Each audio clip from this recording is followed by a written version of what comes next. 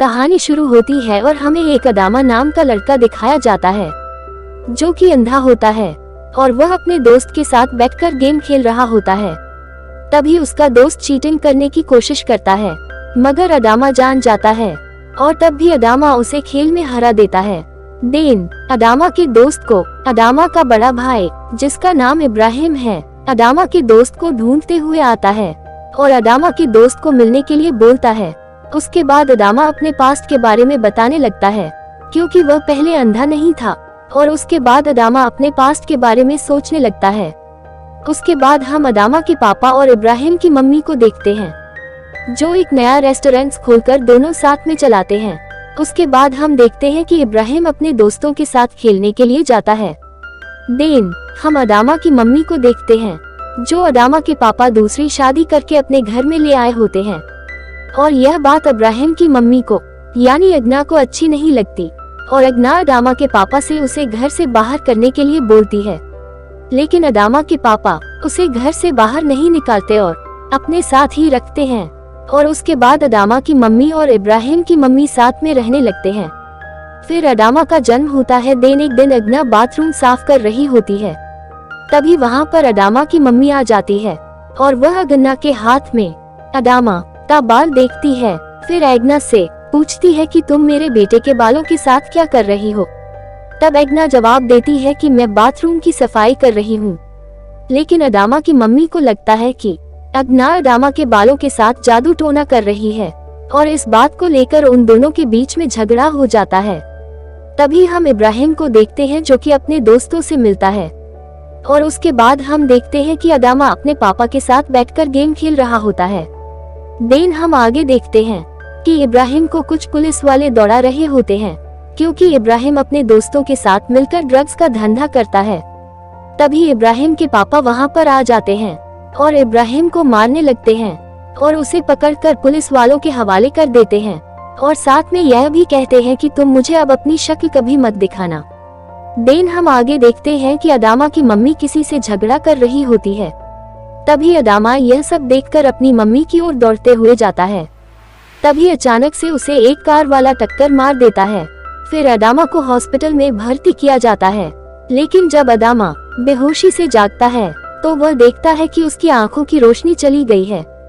उसके बाद इब्राहिम अपने पापा के पास जाता है और अदामा के बारे में पूछता है कि उसकी तबीयत कैसी है, और अपने पापा से बताता है कि मैंने एक घर लिया है जिसमें हम सभी लोग साथ में रह सकते हैं। लेकिन उसके पापा उसके साथ रहने से इनकार कर देते हैं, और उसके पापा बोलते हैं कि तुमने ड्रग्स की कमाई से घर लिया है। जिस दिन तुम अपनी मेहनत की कमाई से घर ले लोगे उस दिन हम सभी लोग तुम्हारे साथ रहने के लिए आ जाएंगे।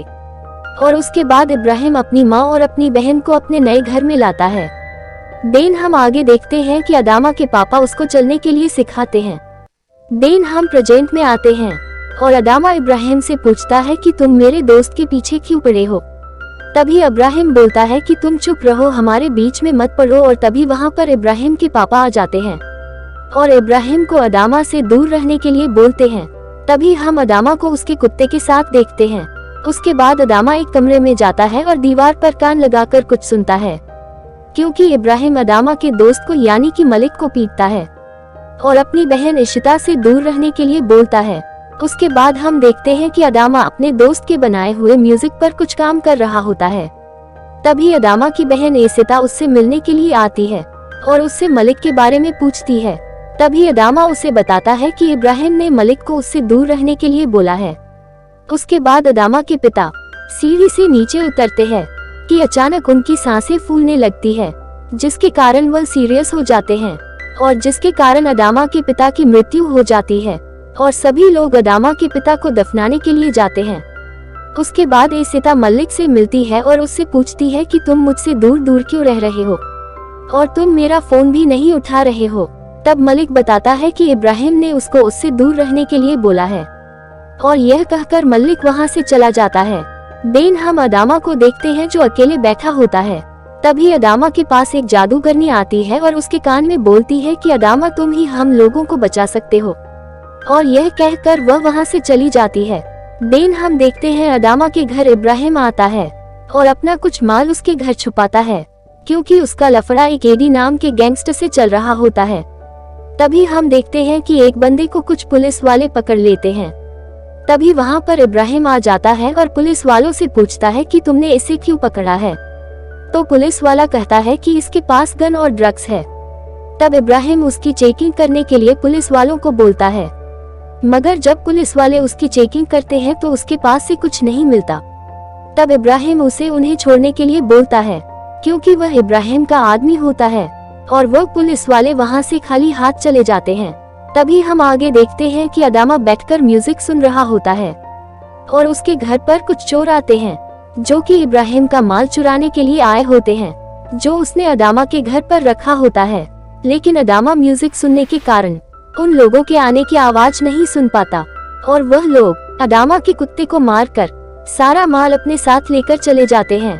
तभी हम आगे देखते हैं कि इब्राहिम के पास एक बंदा आता है और इब्राहिम को सुधरने के लिए बोलता है और यह कहकर वह आदमी चला जाता है। तभी हम आगे देखते हैं कि अदामा अपने कुत्ते को मरा देखता है। तभी अदामा की माँ आती है और अदामा को कहती है कि इब्राहिम का सारा माल कोई चुरा कर लेकर चला गया। देन अदामा अपने कुत्ते को अच्छी तरह से नहा लाता है और उसके साथ रोते रोते सो जाता है। उसके बाद अदामा उस जादूगरनी के पास जाता है और बोलता है कि सब खत्म हो गया और कहता है कि मुझसे यह और सहन नहीं होता और बोलता है कि मुझे आजादी चाहिए उससे, क्या तुम कर सकती हो। तब वह जादूगरनी उसे अपने साथ ले जाती है और कुछ घोल बनाकर उसके पूरे शरीर पर उसे लगाती है और उसके हाथ में एक जगह कट लगाती है। उसके बाद सुबह होती है और अदामा जागता है तो वह देखता है कि उसे सब कुछ अब दिखाई दे रहा है। उसके बाद अदामा किसी को नाचते हुए देखता है। अदामा एडी के पास जाता है जिसने इब्राहिम का माल चुराया होता है और एडी से उस माल को वापस करने के लिए बोलता है और साथ में यह भी कहता है कि अगर तुमने यह माल वापस नहीं किया तो इब्राहिम तुम्हें नहीं छोड़ेगा। तब एडी बोलता है कि तुम्हें डर नहीं लग रहा, तुम्हें मालूम है न कि तुम कहाँ पर खड़े हो, और कहता है कि तुम एक अच्छे लड़के हो, यहाँ से चले जाओ, मैं माल वापस नहीं करूँगा। तब अदामा वहाँ से चुपचाप चला जाता है। अदामा रास्ते से जा रहा ही होता है कि इब्राहिम के बंदे उसे पकड़कर एक कार में बैठा कर अपने साथ ले जाते हैं। देन उसके बाद हम आगे देखते हैं इब्राहिम के बंदे अदामा को बुरी तरह पीटते हैं और उससे पूछते हैं कि तुम एडी के पास क्यों गए थे और तुमने मेरा माल उसे क्यों दिया। लेकिन अदामा कहता है कि मैंने उसे माल नहीं दिया बल्कि उसने मेरे घर से उस माल को चुराया है। उसके बाद इब्राहिम उसे कुछ समय का मोहलत देता है और उसे सच सच बोलने के लिए कहता है। उसके बाद हम अदामा के दोस्त मलिक को देखते हैं और वह इशिता से मिलता है और इशिता को बताता है कि इब्राहिम ने अदामा को कैद करके कहीं पर रखा हुआ है, लेकिन यह बात इशिता नहीं मानती। तभी इब्राहिम अदामा की मम्मी को लेकर अदामा के पास आता है और कहता है कि पूछो इससे कि यह एडी के पास क्या कर रहा था, नहीं तो मैं इसे जान से मार दूंगा। उसके बाद यह कहकर इब्राहिम वहां से चला जाता है। तब अदामा अपनी मम्मी को बताता है कि मैं देख सकता हूँ माँ। तभी हम आगे देखते हैं कि इब्राहिम और इशिता और अगना बैठकर खाना खाते हैं। तभी ऐसीता इब्राहिम से अदामा के बारे में पूछती है कि वह कहाँ पर है। तब इब्राहिम कहता है मुझे नहीं मालूम। तब ऐसीता कहती है कि तुमने ही अदामा को कहीं पर कैद करके रखा हुआ है। तो इब्राहिम कहता है कि हाँ, मैंने ही उसे कैद करके रखा हुआ है क्योंकि उसने मेरा माल चुराया है। तभी इब्राहिम की मम्मी यानी अगना अदामा को छोड़ने के लिए बोलती है, लेकिन इब्राहिम मना कर देता है। तभी अगना अदामा को बचाने के लिए आती है, मगर अदामा गलती से उसके सर पर वार कर देता है जिससे वह बेहोश हो जाती है और अदामा को लगता है कि वह मर गई। यह सब देखकर अदामा डर जाता है और वहां से अपनी मम्मी को लेकर चला जाता है। तभी उसकी मम्मी और अदामा एडी के पास जाते हैं और उससे पनाह मांगते हैं। एडी पहले तो हिचकिचाता है, लेकिन फिर बाद में उन्हें अंदर जाने के लिए कहता है। तभी इब्राहिम अपनी मम्मी अगना को देखता है जो कि बेहोश हालत में पड़ी हुई होती है। यह देखकर इब्राहिम गुस्से से आग बबूला हो जाता है और अपने साथी को ही पीटने लगता है। तभी उसके बाद सुबह होती है और हम अदामा और उसकी मम्मी को देखते हैं। अदामा की मम्मी कहती है कि तुम किसी को मत बताना कि तुम्हें दिखाई दे रहा है, क्योंकि यह हमारी ताकत है और कोई भी अंधे पर शक नहीं कर सकता।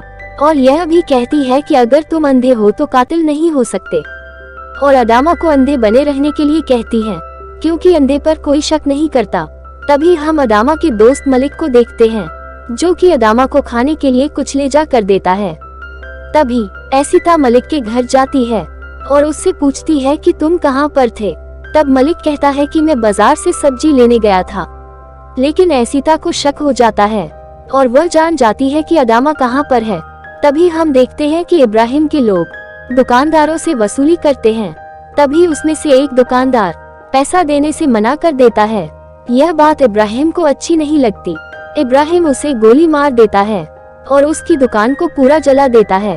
तभी हम आगे देखते हैं कि मलिक अदामा के पास जाता है और अदामा को कहता है कि जब से अग्ना कोमा में गई है, इब्राहिम पागल हो गया है और वह सभी लोगों को परेशान कर रहा है। तभी अदामा मलिक को बताता है कि मुझे सब दिखाई दे रहा है। देन हम देखते हैं कि इशिता बैठकर रो रही होती है। तभी इब्राहिम उसे रोते हुए देख लेता है। तब इशिता इब्राहिम को बताती है कि मुझे मालूम है कि अदामा कहाँ पर है। तब इशिता से इब्राहिम पूछता है कि अदामा कहाँ पर है। तब एसिता कहती है मैं तुम्हें बता दूंगी कि अदामा कहाँ पर है, लेकिन तुम मलिक को कुछ नहीं करोगे। तभी इब्राहिम कहता है कि मैं मलिक को कुछ नहीं करूँगा। तब इब्राहिम के बंदे मलिक को पकड़ लेते हैं और उससे पूछते हैं कि अदामा कहाँ पर है, लेकिन मलिक नहीं बताता। तभी उसकी वीडियो अदामा को एडी दिखाता है। तब एडी कहता है कि इब्राहिम कह रहा है कि मैं तुम्हें उसे सौंप दूं और बदले में वह मुझे अपना सारा बिजनेस सौंप देगा। तब अदामा कहता है कि अगर मैं तुम्हें पूरा मोहल्ला दिला दूं तो कैसा रहेगा। उसके बाद अदामा अपनी मम्मी को वहां से जाने के लिए कहता है। तभी हम आगे देखते हैं कि इशिता इब्राहिम के पास जाती है और उससे कहती है कि तुमने वादा किया था कि तुम मलिक को कुछ नहीं करोगे, लेकिन तभी तुमने मलिक को पीटा है। तभी इब्राहिम का दोस्त इशिता को एक कमरे में बंद कर देता है।